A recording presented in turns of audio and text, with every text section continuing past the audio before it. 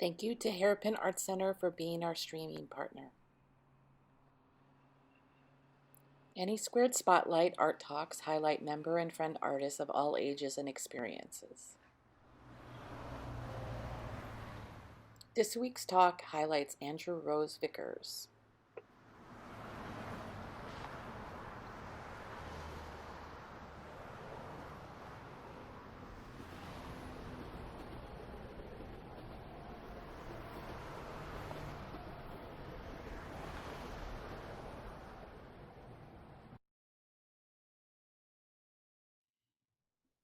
So, hi everyone. Welcome to Anysquared Spotlight.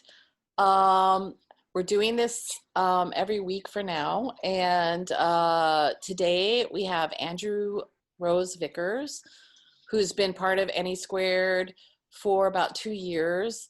He's been an awesome help on so many exhibits and so many projects. He's always pitching in and donated his labor to Anysquared, and we are so appreciative of him when he does that. And he's also been involved with a few of our exhibitions as an exhibiting artist, and has helped um, be part of the organizing of many things. So, Andrew, I'm going to turn it over to you. All right. And I am going to share my screen. All right. We are going to go into present mode. All right. So I sort of just want to introduce myself. I'm Andrew. I'm probably the first non-Chicago sort of artist. I'm not really from the Chicago area. I was originally born in Maryland, and yeah, so. With that in mind, I'll sort of start where I really began. Let's see. All right, so where it all began. I came from a small town called Parsonsburg. I could put a picture of my house, but that wouldn't have sufficed. Really, this sums up my hometown in a nutshell. This was just where we got everything and all that. To give you in retrospect, my hometown had 78 people. And I come from that. I'm from the country, the hardcore middle woods country where civilization just gone. So, what sort of got me into art? Well, it was sort of several things. My art is nature oriented and has to do with a lot with nature itself, but I found the sort of piece, the first piece that I really started appreciating art and everything was the piece on the right. That piece, believe it or not, is by the guy who actually invented Smokey the Bear. He actually made this drawing for my father and gave it to him. And with that, I've always had sort of a strong appreciation for nature and everything. My father really embellished it. My father's a forest firefighter. I always used to go trips on them, and I've seen a lot of this country. So I've always been able to take a step back and appreciate everything. A big sort of component about my art is that I appreciate the small things in life, like something as simple as a flower or an animal or a beautiful scenery. I'm more of a glass half full kind of person, and I always try to go, well, we still have this, we still have that, a sort of feeling good with that. So, with that in mind, what sort of ways do I work in?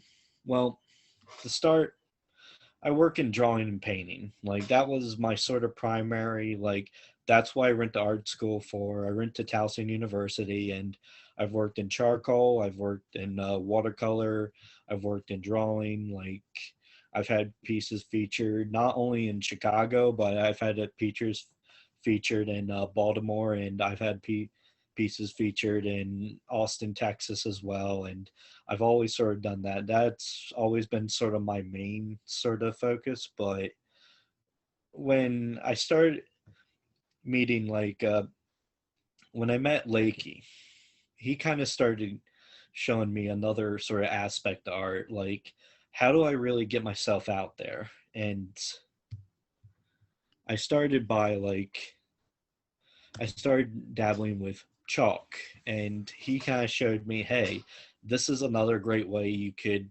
sort of put yourself out there. And when I started seeing Rob, what he was able to do with chalk as well, like it inspired me to go, hey, like I have some sort of background. He kind of taught me how to sort of blend the chalk. I'm sure a lot of people just want to see art and just see something nice for a change, just something to give them a sort of pleasurable feeling. And sort of show more of my chalk art pieces. And yeah, a couple of these like the pieces, the praying hands that got featured in a gallery recently, and that was the agitator gallery exhibit. And yeah, and the one with the sort of garden that actually got featured with a book. Like someone was going around neighborhoods and they were trying to find the most beautiful aspect of that neighborhood, and they took it upon themselves to find, oh, that piece of art was the most beautiful thing. And that's really the sort of primary purpose. Like I want people to what. And a sort of another aspect that I've also been heavily involved in was Instagram has shown me sort of a wider audience and range. Like I've met some very interesting friends in other industries. I've been able to talk. I've been able to promote my artwork that way. I've been able to sell my artwork that way. And I've used YouTube not as much to show the more like performative aspects of my art where I'm actually making my pieces, but I've been able to sort of like promote sort of other ways and use sort of other digital tools with my art.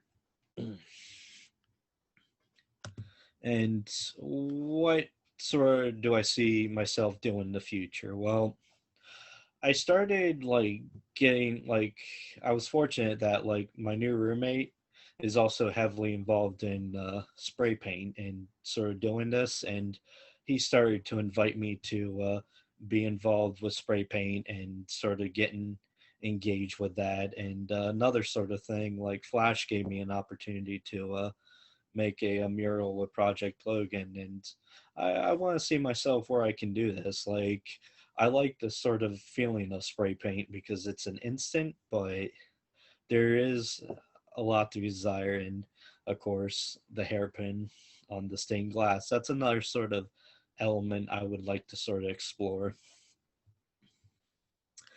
And yeah, I'll open up with a question there.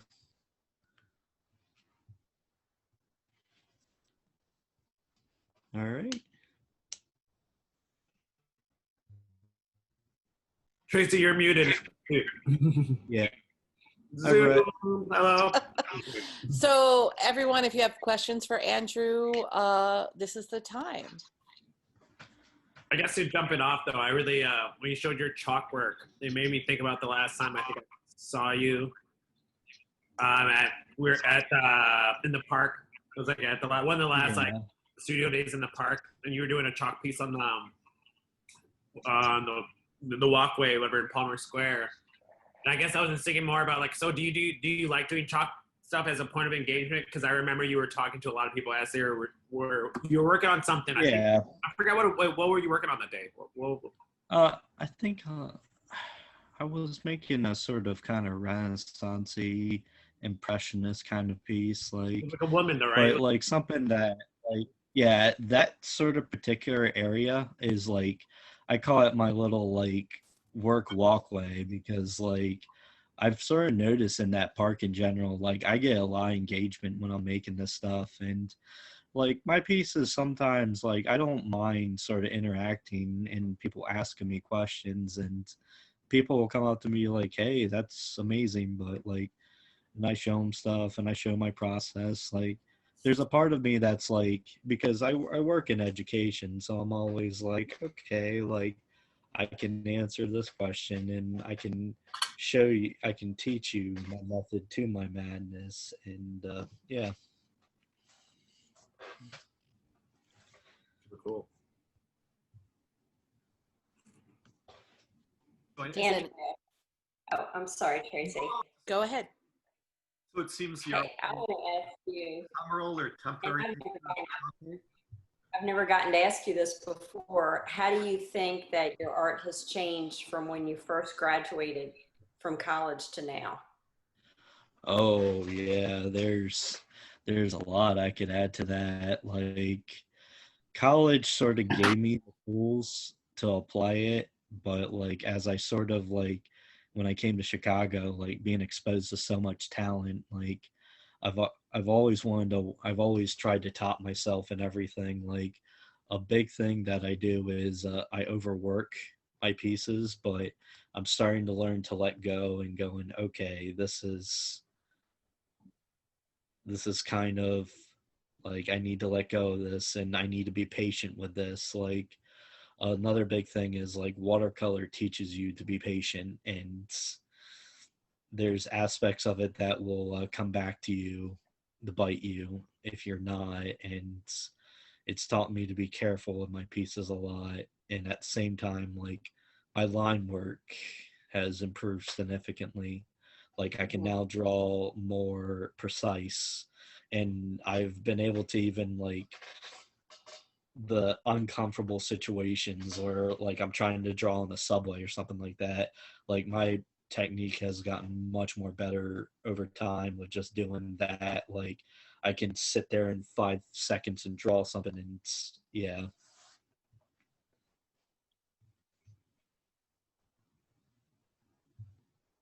Does anyone Thank you, else? Andrew. Oh, does anyone else have questions? Flash has a question. Can you hear me? Yes. Yeah. All right. Andrew, can you hear me? Yes. Okay. You painted that project, Logan, and you come from a town of 78 people. Okay, so as you know, the wall is going to shut down. How does it feel to be like one of the last artists that painted on that wall? Oh my god, like I know that. Oh, I know that anything 60,000 yeah, people. if anything, Died. that was like such a big honor because like the moment I've been in Logan Square, that was always a like a big like, oh my god, this. And like when you gave me that opportunity, I was just like over the roof. Like it's so weird that it's gonna just be turned into this building finally, and I'm just like, if anything, I'm more mad. I'm just like, I want more artists to get on that. Like that's like such a good staple of Logan Square. And yeah, like it's like so synonymous with it, and yet they're just gonna get rid of it. Like I yeah. It was never my property, but that's what we wanted to do. As you saw, we never said no to any artist. You're a perfect example where you only painted half of those, and then I said, no, you got to do the whole wall.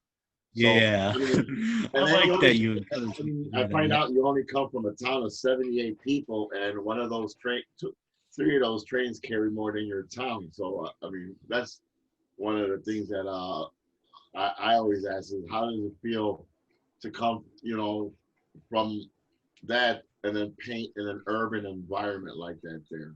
it's yeah, like it's something that's like a transition to go from like to be around so many different people.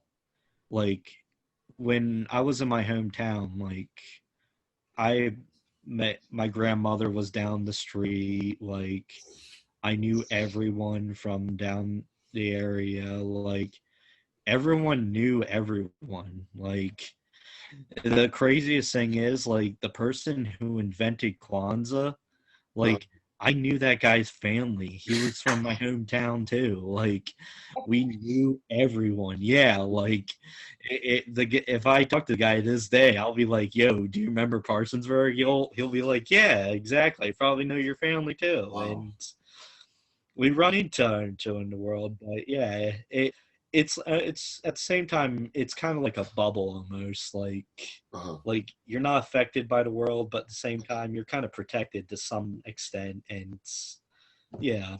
Yeah, that wall that left you Uh, exposed, right? The wall left you oh very yeah. feeling very exposed. That's Oh what I yeah. as an artist, everybody's looking at you, and I think it's too Mhm. much. So I, as personally, I painted it even in the back, but when you're on that front, it's a different creature. Oh And yeah. it's like coming out of the woodwork.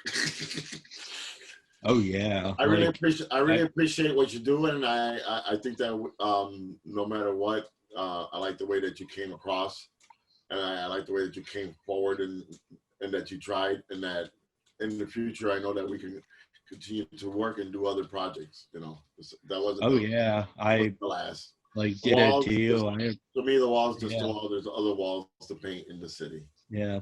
I appreciate what you're doing in general. Like, it's probably the one things I think that really, like, beauties up the sort of world. Like, it's something I think the world sort of needs, especially right now, just to have something to be like. And I always appreciate those, just seeing those around the city. Like, that's what I kind of like about Chicago. There's so much elements of that. I can always look around. Just so everyone knows, they're talking about Project Logan, and recently, just this week, there was a article in Block Club Chicago about the fact that they have plans for the building, and actually, I shared a link on my Facebook, and it has a survey in the Club Chicago article about what you think about the new building and the new development. And Flash said that this week that they were like looking around and doing stuff at the spot because people were out there painting this week. And this wall has been around since 2010 when we did a community mural on it. And a lot of people in the community have painted on this wall. A lot of people who used to live in this community in Logan Square and now are coming back to the community to paint on this wall, but have been pushed out of this community because of gentrification. So it's a special wall to all of us, and we've been helping out Renegades of Funk and ABC Artistic Bombing Crew for the last 10 years. We store their scaffolds and ladders in our hallway because we're only a block away from the wall, or 2 blocks away from the wall, and it's something of a historic place, and I'm super sad to see it go, and it's not gone yet. And I think that Flash has been trying to make it go out with a bang. Yeah, we really should. No, I mean that's some big Anysquared history right there. Because I remember when we got permission to do it, I was on my honeymoon in Walmart in Michigan, talking to the guy on the phone and kind of thing. And he was super cool, but I just remember this weird moment of being in Walmart, being like trying to, yeah, and it was like it was 2012 or no, fuck, 2010 is the first time we had permission. Are you sure? And then, I think for the Project Logan side though, I think you're talking about the Medill side. Oh, and then the other side we did in 2011 is when we did, like, Flash started doing the other side. And there's a Tumblr that is Project Logan, and it describes the history of it and how and Flash, you could describe this for us, but it's like from the beginning of the wall, we would clean up the site. There was always people dumping things there and stuff. And part of it is people coming to clean up the site.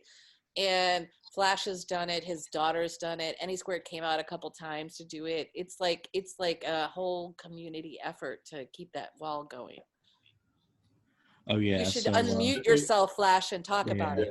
I think the most important thing is to see that artists like I gave, and in a sense it's a graffiti wall per se, because I saw what they were doing on the south side. And on the south side, they rotated the walls a lot, and they weren't doing that in Logan Square, where I felt more of the history of what we were doing is that where we rotate the walls. And I never said no to an artist, and then that's the important thing, is that we opened it up to everybody, and I couldn't have done it.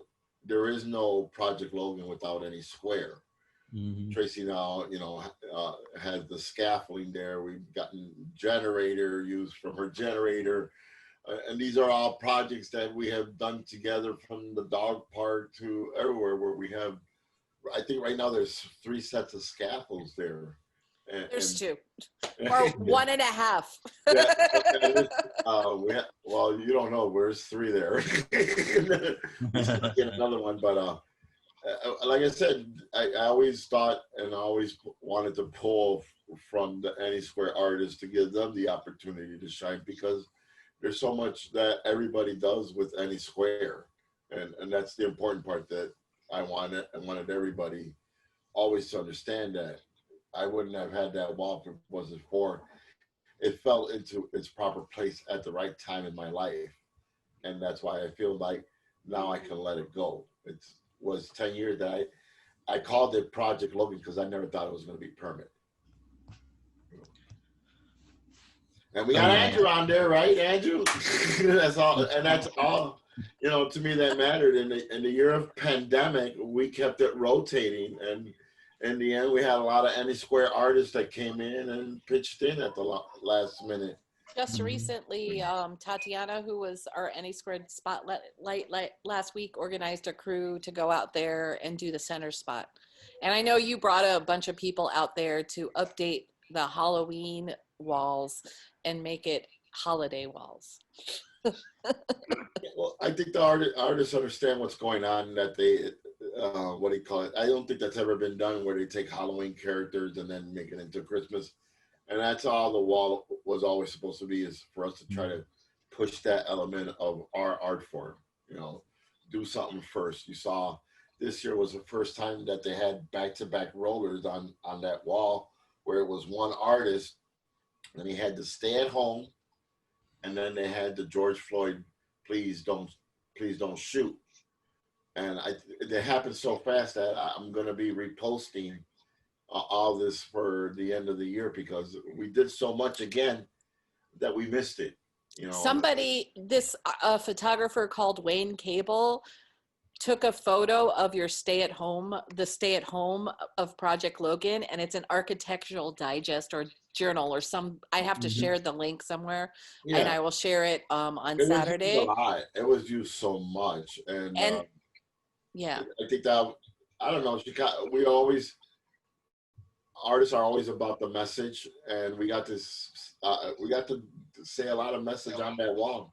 Nobody was censored, to the point that what we wanted to put out there was always positive, and keep the political side out there too a little bit. Well, I was glad that you did the George Floyd one. And then having the community mural though too, and there was like 2 major ones. And so I was trying to remember the first one. It was just flowers, right? It was flowers, and it had a lot of kid drawings everywhere. And I will share when we stream this some of the pictures on the stream. There you go. Of the old mural, the first one, and then the second community mural that we did in 2015 together. Yeah. So, and also, next week, by the way, Flash is doing a Zoom with us, and he'll be talking about all the work that he's done. So it's awesome. And actually, I know that Robert had a question. Yeah. Like, I'll have to answer that one. All right. So what is his question? His question is, have you ever thought of doing a large scale chalk work, and would it be a collaboration? If so, would your who would your collaborators be, and where would your dream place be to do chalk art? All right. So when I do my sort of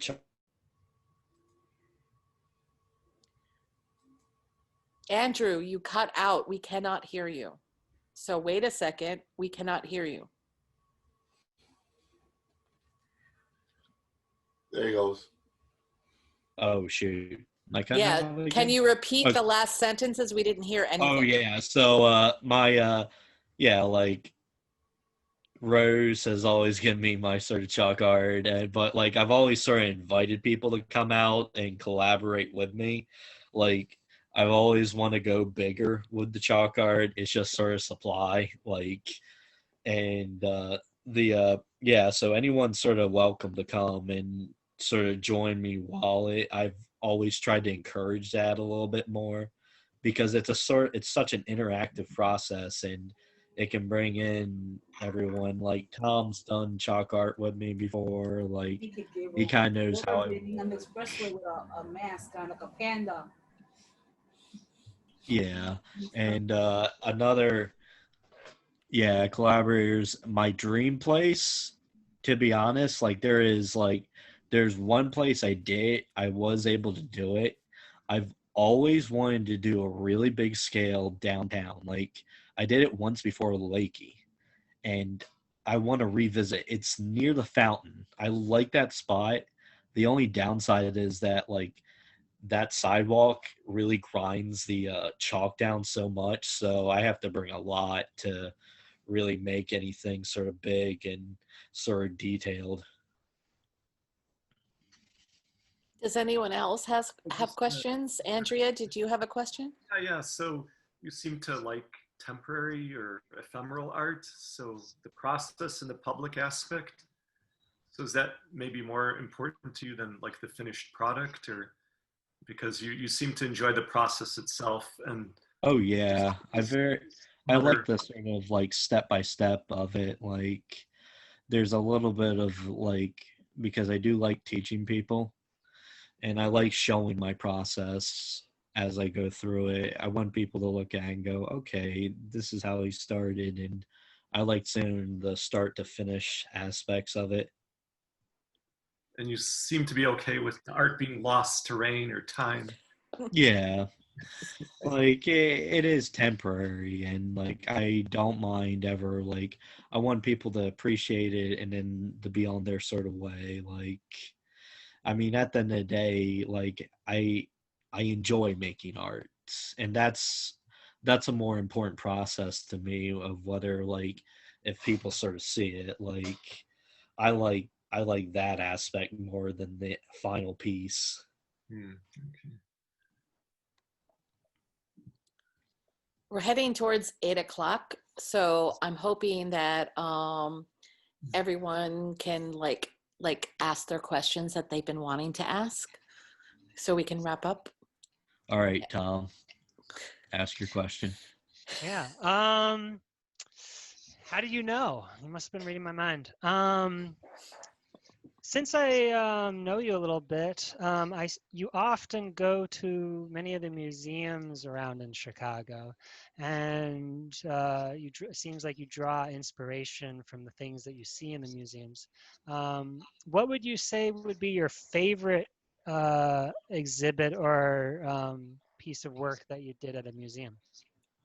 Oh my God, like to be honest, I always lean towards the Field Museum because like there's such a friendlier atmosphere to actually make art there. Like the Art Institute is like you can't have this and this, and like I'm just like man, I want to go in there and draw stuff and like copy some of these people. I'm just like that, but the place that's really fun to me is the Field Museum. Like I always like sketching the fossils, but the staff is always super friendly about it. In fact, there's a part of like the Field Museum where like it's almost you can literally set up tables and literally just draw the exhibits. And like I'm like a kid in a candy store when I go to the Field Museum. Like every time I go there, like I love I probably gravitate towards Sue because like it's something I've never seen ever until I moved here to Chicago, and I always try to copy it, and I always go to that sort of exhibit, sit down, copy. I'll sit down and take my watercolors, paint it, And yeah, I always want to keep pushing the envelope with Sue and see what I can make from it. Cool, cool. I like it.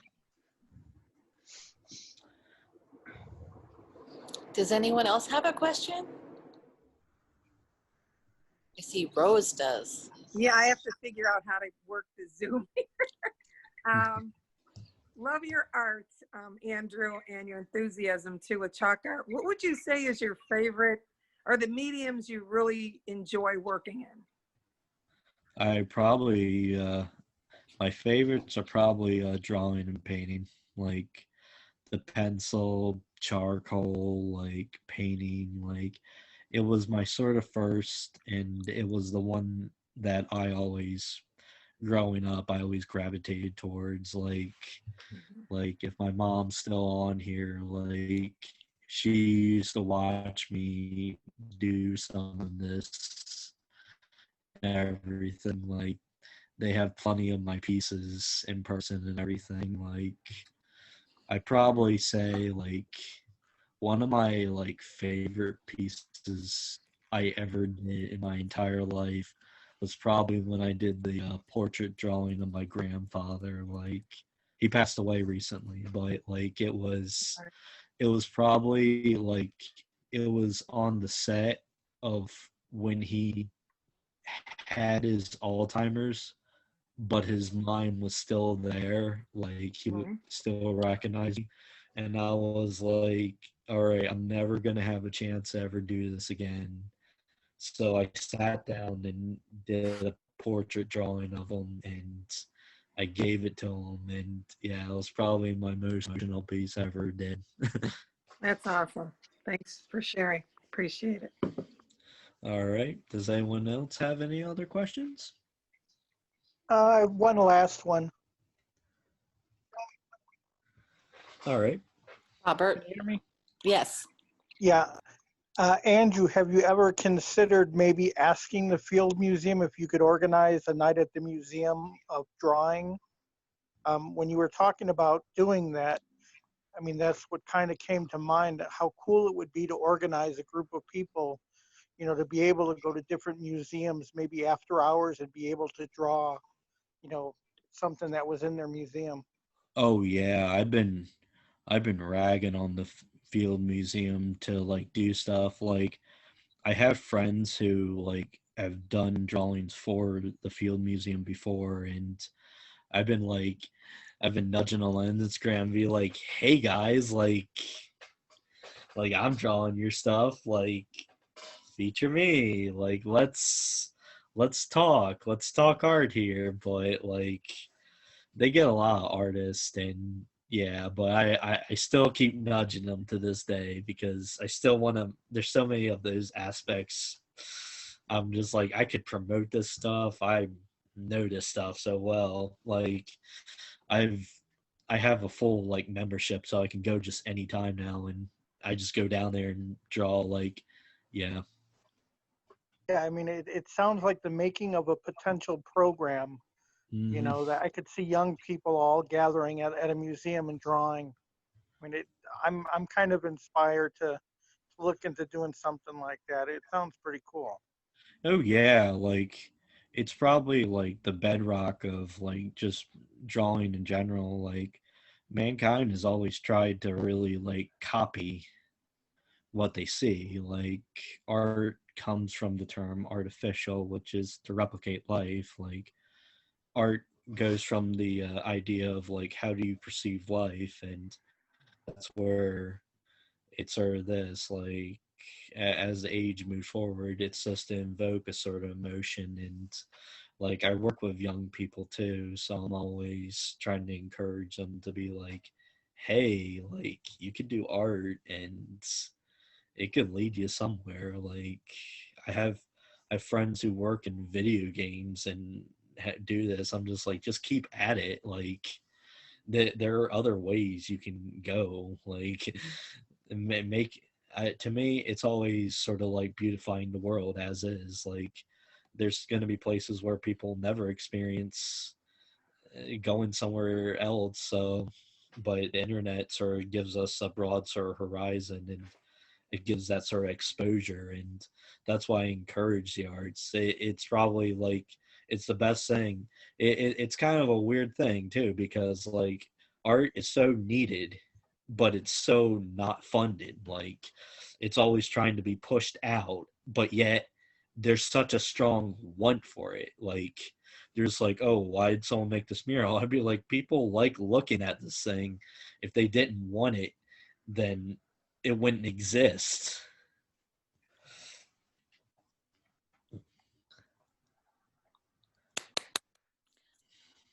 So we're gonna wrap up the recorded part of the talk, but everyone is invited to hang out with Andrew and all of us afterwards. And thank you, Andrew, for your talk. And we'll be yay! And we'll be having another talk next week with Flash ABC.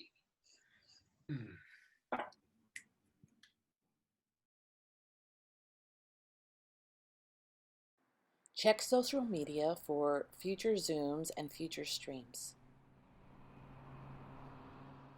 Next week, we're featuring Flash ABC.